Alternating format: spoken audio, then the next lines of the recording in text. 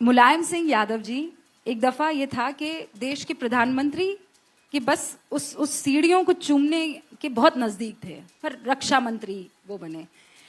क्या अखिलेश यादव उस सपने को पूरा करेंगे? मैं सवाल बदल रही हूँ। हाँ अखिलेश जी, मैं ये नहीं कहता हूं कि कौन बनेगा, लेकिन ये सच है कि यूपी प्रधानमंत्री बनाता है और हमारे पास चॉइस है। आप भविष्य में नाम भी देखेंगे और किसको बनना है वो भी आपके सामने आ जाएगा और संयोजक मुंबई में तय हो जाएगा। मुझे नहीं पता, लेकिन मुझे ये पता है कि उत्तर प्रदेश और जहां समाजवादी पार्टी है उसमें भारतीय जनता पार्टी को हराना है।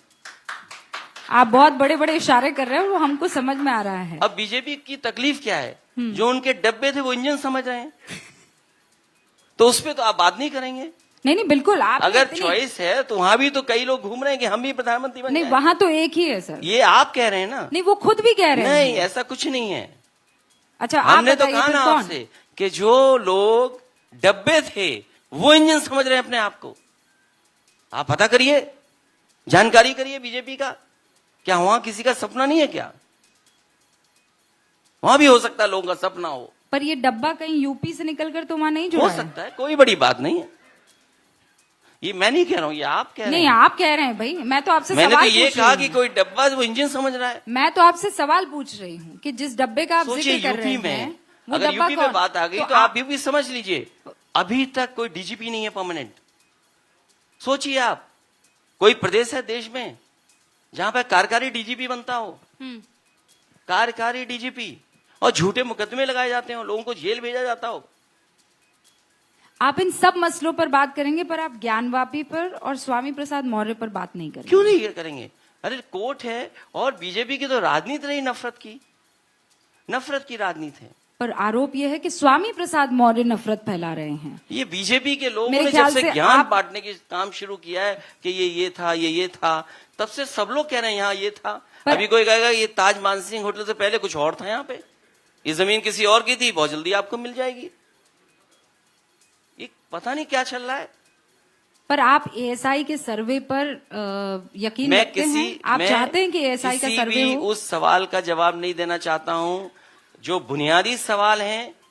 किसान की आय 2 क्यों नहीं हुई, 2 गुना? आपने नौजवान को नौकरी रोजगार क्यों नहीं दिया? इन्वेस्टमेंट क्यों नहीं आया? आपने बड़े बड़े एमओयू किए 5 लाख करोड़ का। 5 लाख करोड़ का एमओयू छोटा नहीं होता है। 5 लाख करोड़ का एमओयू क्या जमीन पर उतरा है आपका? इसलिए बीजेपी को नकारात्मक राजनीति छोड़ देनी चाहिए।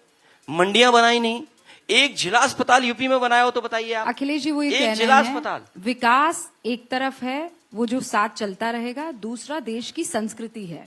ये 2 पटरियां हैं जिस पर देश चलेगा। आप कह रहे हैं कि ज्ञानवापी कोई मुद्दा ही नहीं है आपके लिए? क्या राष्ट्रवाद संस्कृति ये कि हमारी बहनों को इस तरह का वीडियो निकल करके आएगा? ये आपकी नई संस्कृति है क्या? यही राष्ट्रवाद की संस्कृति है आपकी? इसी का प्रचार कर रहे हैं आप? और फिर आप किसका ढूंढ रहे हैं कि ये वीडियो किसने वायरल किया है? आप वो ढूंढ रहे हैं। हाँ, वो देश ये आरोप लगा रहे हैं। और मैं आपसे कह रहा हूं, बहुत सारी माताएं बहनें वो हैं जिन्होंने बीजेपी को वोट दिया। वो तस्वीरें, वो वीडियो देख करके आक्रोशित हैं बीजेपी के खिलाफ वोट डालने के लिए। पर अखिलेश जी, ऐसी ही तस्वीर पश्चिम बंगाल से आई है। क्या वो राष्ट्रवाद कहीं भी हो घटना, हम घटना की निंदा कर रहे हैं। ये नहीं है कि ये घटना हो गई तो इसके बराबर में दूसरी घटना आप बताएंगे। वो सेम टाइम पर, और वो कह रहे हैं आक्रोश सिर्फ मणिपुर पर। वो ये सवाल आपसे पूछ रहे हैं। जो घटना कहीं भी होगी उसकी निंदा होगी, लेकिन मणिपुर में सरकार के इशारे पर हो रहा है। ये जो नफरत की राजनीति और वोट की राजनीति ने मणिपुर को यहां धकेल दिया। और हो सकता है कुछ उद्योगपतियों के भी सपने ऐसे हों कि अगर मणिपुर में ऐसा होता है तो शायद उन्हें भी मौका मिल जाए कुछ वहां पर। कुछ चीजें ऐसी बाहर आ रही हैं। आप किस तरफ इशारा कर रहे हैं? क्या पता वहां जंगल पर किसी को नजर हो कि यहाँ मिट्टी है, यहाँ जमीन है, कुछ मिल जाएगा यहाँ पर। किन उद्योगपतियों का? कोई भी हो सकता है।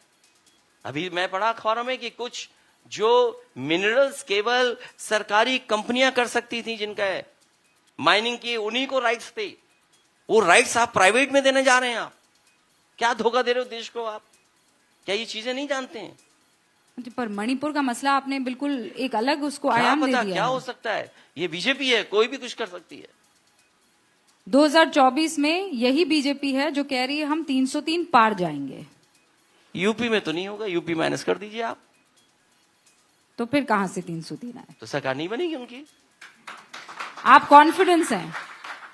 मैं नहीं, इस प्रदेश की, देश की 2/3 जनता जो दुखी है, नाराज है, निराश है। पर लोकल चुनावों में तो दिख गया कि आप पर भरोसा नहीं है, विधानसभा लोकल चुनावों में दिख गया कि आप पर भरोसा नहीं है, तो लोकसभा में आप कैसे जीतेंगे? 80 विधानसभा के चुनाव का परिणाम अगर आप देखेंगे तो बहुत ज्यादा फर्क नहीं है। समाजवादियों ने बहुत अच्छा प्रदर्शन किया, 3.5 लाख वोट ही तो थे जिसकी वजह से सरकार नहीं बनी। 3.5 लाख वोट, और फिर लखनऊ वालों को बचाने के लिए दिल्ली वाले आए। अरे लखनऊ वालों को अकेला छोड़ देते, समाजवादी लोग हरा करके भेज देते घर। लोकसभा में तो दिल्ली वाले ही आएंगे। तो आए दिल्ली वाले, अच्छी बात है, लेकिन दिल्ली वाले आए तो अपना रिपोर्ट कार्ड भी लेकर के आए और कहें कि जनता के लिए हमने ये काम किए हैं। आपके कॉन्फिडेंस को मैं जरा नंबर्स में डाल देती हूँ। 80 में से समाजवादी पार्टी कितनी सीटें लाएगी? और 80 पर आप ही लड़ेंगे, फिर कांग्रेस कहां जाएगी? पीडीए 80 में 80 एनडीए को हराएगा। और उसमें कितनी सीटों पर आप लड़ेंगे? कांग्रेस वो कितने पे हम लोग तय लड़ेगी? कर लेंगे, वो कोई बड़ा मसला नहीं है। मैंने अलायंस बहुजन समाज पार्टी से भी किया है, मैंने अलायंस कांग्रेस पार्टी के साथ भी किया है, मैंने अलायंस छोटे दलों को भी साथ लाने का काम किया है। मुझे नहीं लगता है कि सीटों का बंटवारा और सीटों के बांटने से कोई फर्क पड़ने जा रहा है। आप यकीन से ये कह सकते हैं, क्योंकि आप और कांग्रेस की तब भी नहीं छनी थी, मायावती जी के साथ तब भी आपकी नहीं छनी थी। आपको लगता है फ्यूचर